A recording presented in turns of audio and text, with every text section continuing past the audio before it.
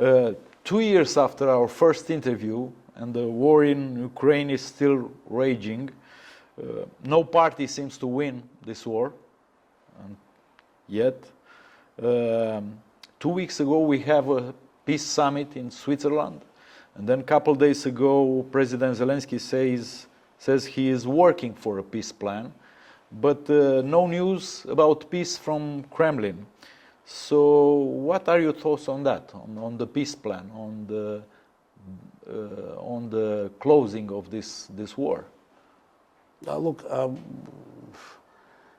the wars can end up at the negotiating table when you have something to negotiate, when you have a potential compromise.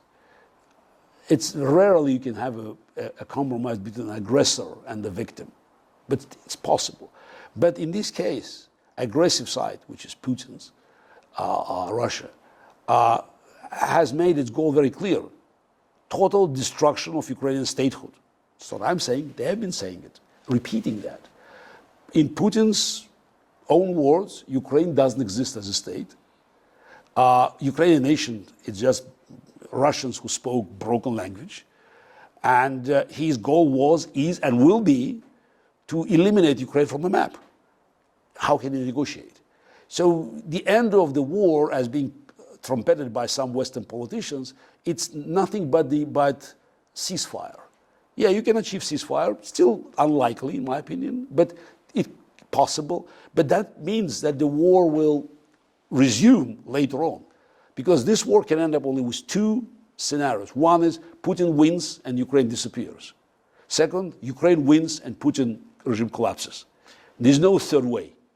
Experts are talking about that. What if the Russian proposal will be, we keep what we have, a lot of land in Ukraine and Crimea, of course, which internationally is Ukraine's, and the condition they ask to Ukraine not to join NATO. What if these were the only two conditions of a peace?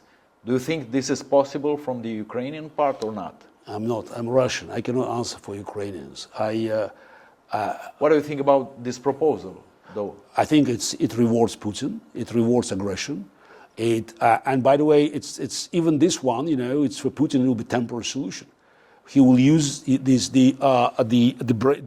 break as opportunity to build his bases and to move forward.